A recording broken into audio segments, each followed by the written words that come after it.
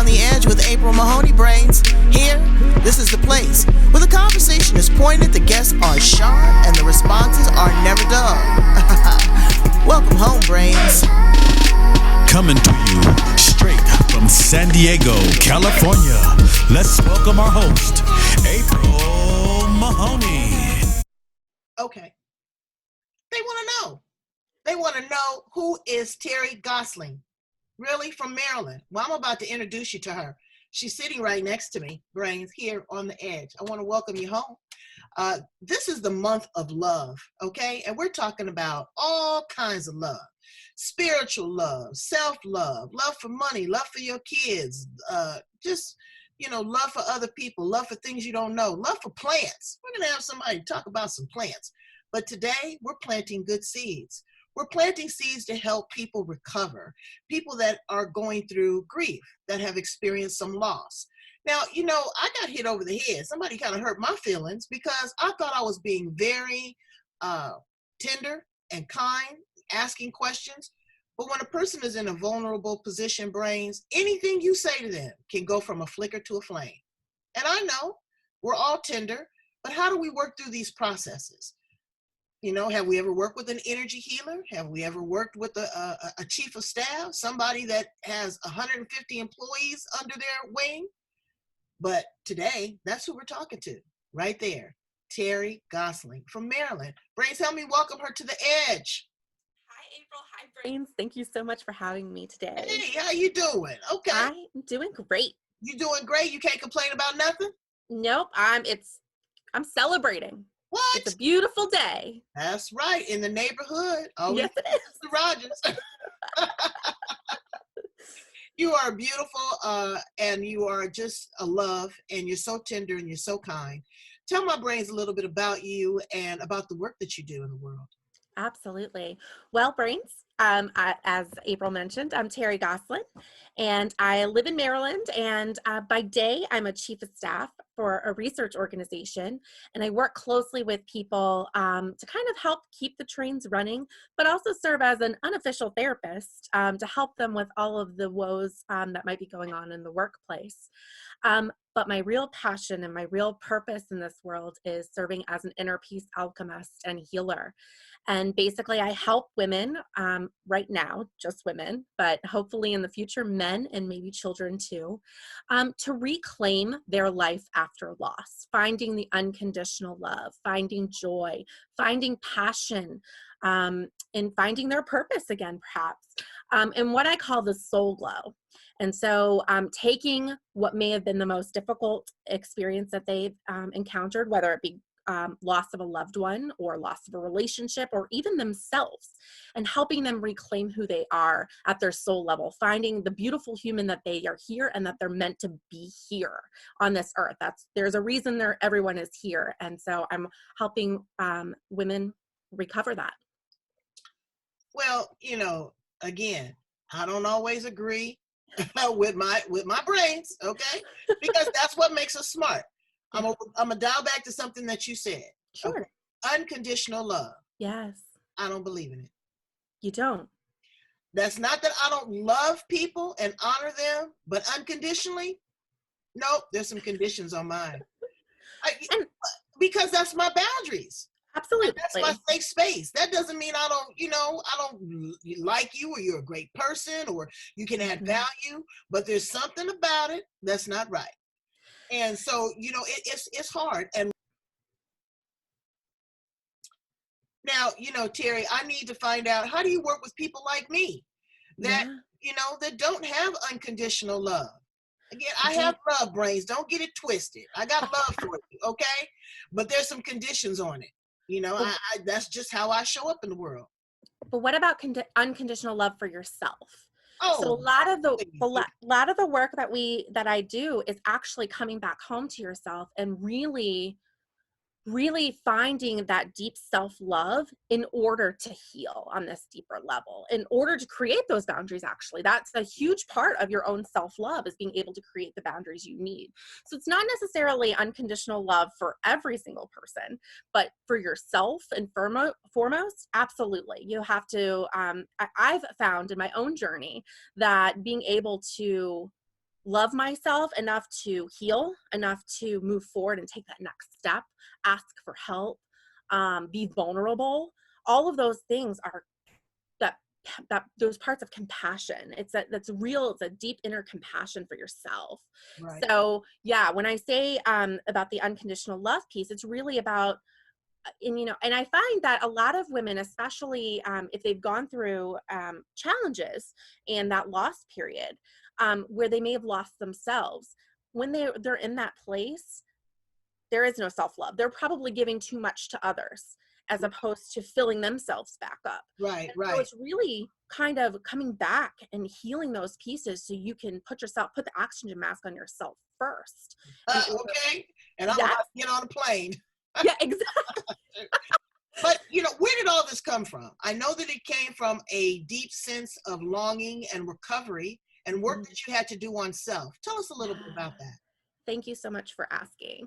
So it didn't come overnight, absolutely. About almost 12 years ago, I lost my younger brother suddenly. He passed away in his sleep, and I was getting married 3 weeks later. So of course, I'm in this period of my life where, it's like all what little girls dream of, right? You're planning your wedding, all the things that you've ever dreamed of. And I just started a new job, and I had just was moving. So all these major life changes. And then my world got turned upside down with the loss of my brother.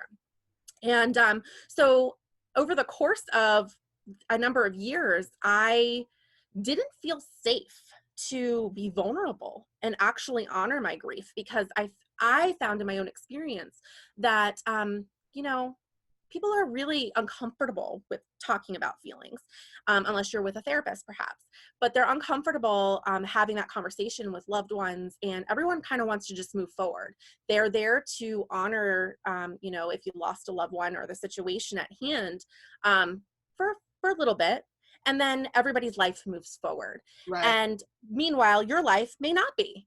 And that's exactly what happened, is that I was in this pattern where I started to kind of push down my feelings and my emotions, and it was starting to eat me up inside. Right. And of course, I continued going on. I went back, I went to work, and I started a family, and put everybody else above my needs. And meanwhile, inside, I started feeling like what I call like a shell of a human being.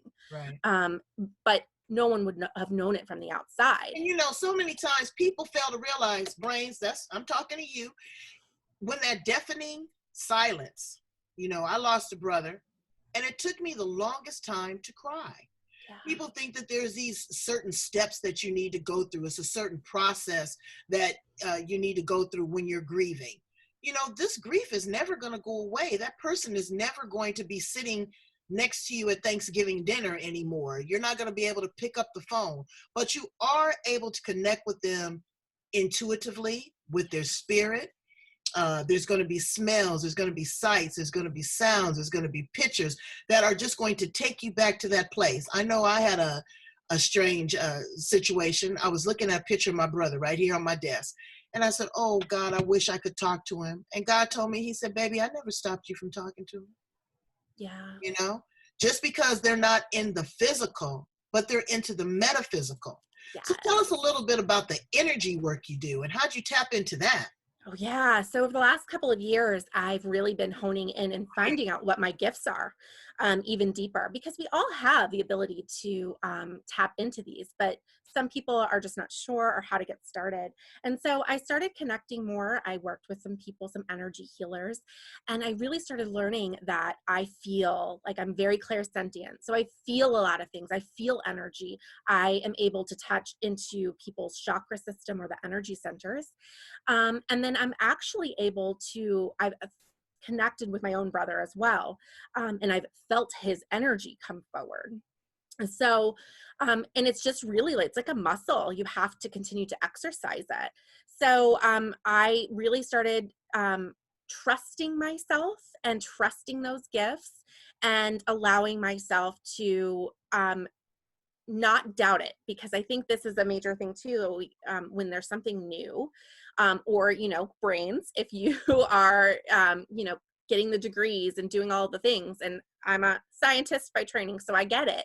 You might be questioning whether or not, if you don't have a certification in something, or whether it's something you can't really see, whether it's actually real, right? Well, let me interject right there, because you said Yeah. you are a scientist by trade. I am. Brains, they deal with strictly facts, okay? If it is Yes. fact-based information, it's irrelevant, okay? But scientists always ask the question. Yes. They are very, very inquisitive. I hang with some big brain scientists, okay? I love that. I should have been a scientist. Yes. Well, the only reason is I'm so extroverted that just sitting there on one process would not work for me. Yes. So how did you find the balance? Again, because scientists is very fact-based, very analytical, dealing with that. But now you're going into, for the lack of a better term, something that is considered hoo-hoo, something that is considered, spiritual, without realm, without explanation. How do you make the balance? It's been an interesting balance. And so by day, I'm still using my analytical mind, but I'm not actually on the bench in science. I also, I'm an introverted extrovert. So I have these tendencies, and that's why I actually am on the side where the chief of staff, where I work with people all day, every day, and feed off their energy.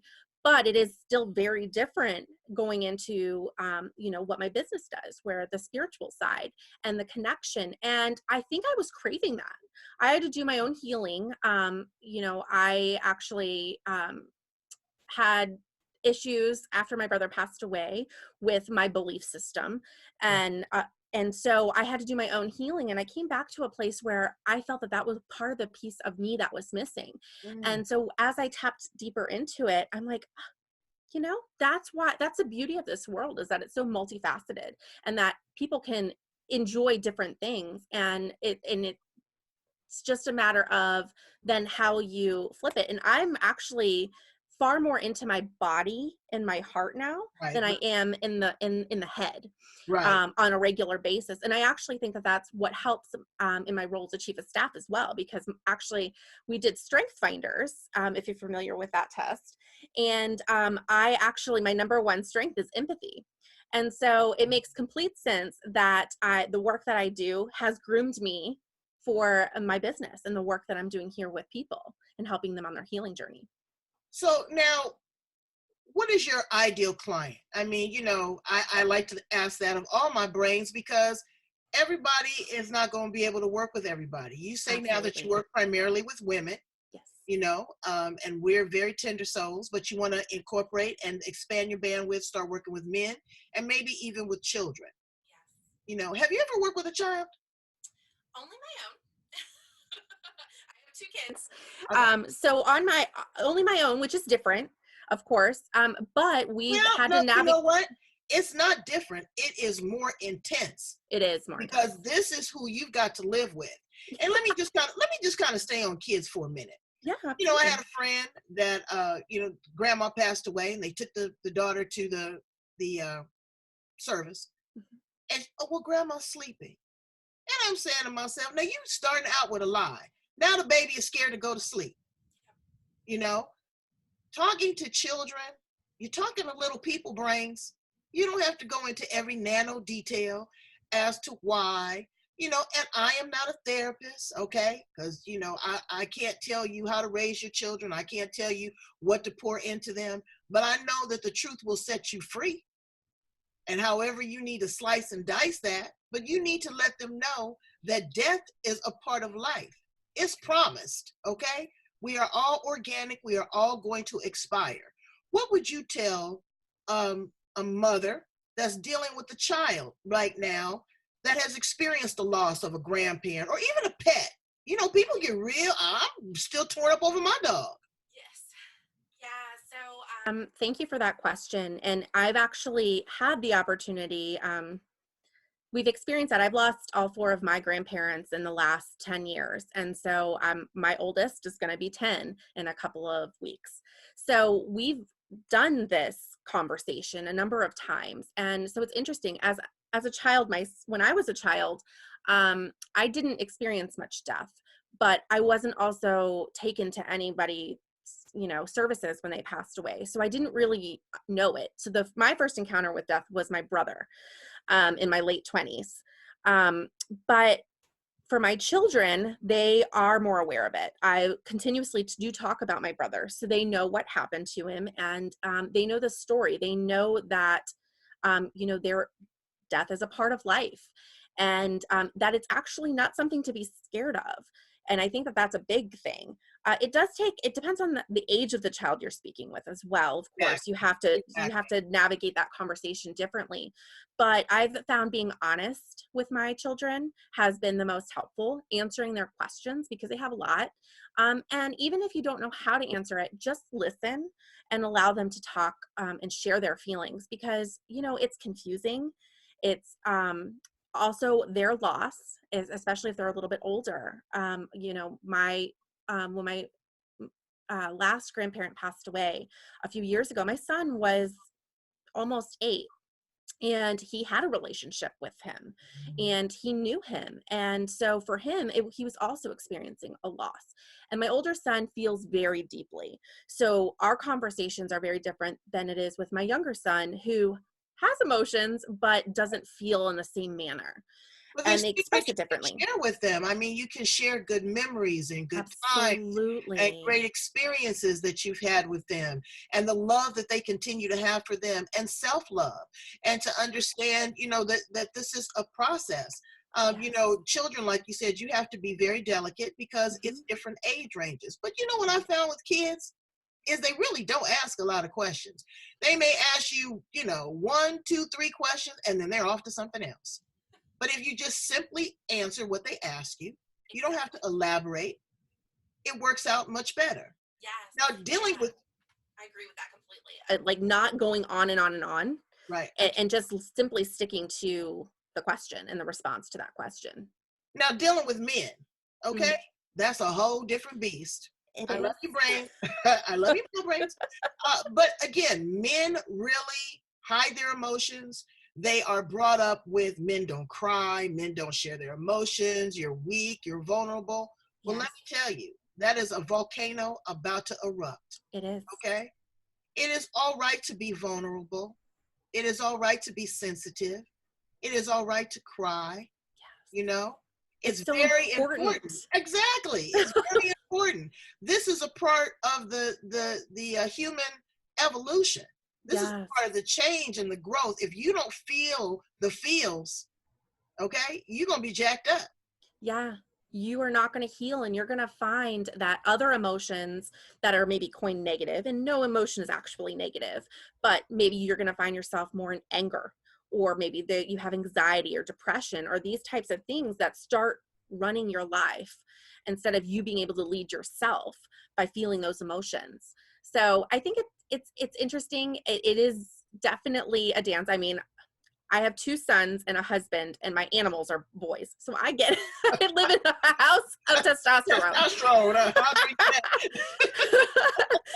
But I do think, like, if you give people a space that they feel safe enough to explore what those feelings and emotions are, and allow them to be authentic, that people will come around, men included. And they will. And don't believe the hype that you're not supposed to feel a certain way because you're a certain gender or other. Yes. That's garbage. It is for me on the edge. So tell us something wonderful. Give us some inspiration for somebody that's going through something right now. Right this very minute, there is a brain that is sitting there that is, brokenhearted, that is tender. Maybe they're dealing with someone that is sick and ailing, or they just lost someone, or they just lost a pet. Give us some words of encouragement, Teri. Absolutely. So I will actually use some words that were given to me when my brother first passed away that I had not heard, and it's something I constantly use for myself included, is wherever you are at right now, to be gentle with yourself. Show yourself the compassion you may show to someone else who's going through a difficult time, and give yourself space. So, if you're caring for someone who's ill, or you're grieving right now, give yourself space to do something for yourself, you don't need to feel guilty. You don't need to hold this notion that you have to be stuck in those emotions that hurt. You have the ability and the safety to go and do something for yourself without guilt or judgment. And I think we get so caught up in our own personal guilt and judgment that we're hardest on ourselves. So really take the time wherever you are to know you're not broken, that you are whole and beautiful, and that you are safe to feel where you are, and you're safe to ask for help. And along the way, allow yourself the space to give yourself some nurturance and allow yourself to do what you need to do as well. Because at the end of the day, that self-love, that is the most important part of where you are on your journey any given day. That's what we're here for ourselves every single day, right? So give yourself that space to show yourself love, even if it's 5 minutes to sit and have a cup of coffee by yourself or with a friend. Do something for yourself, and trust that wherever you are, you can move through this. You have a support system. Even if you can't see them or don't know them, they're around. People are there for you. And so that's kind of what I would leave And like the my brains mama with. says, you know what? Everybody gonna get a turn at the wheel. So you will meet again, sometime, some space, Yes. and allow yourself that bandwidth. Allow yourself to go through whatever process it is, But one thing I might say is how you live your life is, how you gonna feel in your transition. Yes. So you want to try to be the best person that you can be. You want to say all the wonderful things. If there's challenges or there's problems, you want to air those out now. Again, you want to work like me on that unconditional love.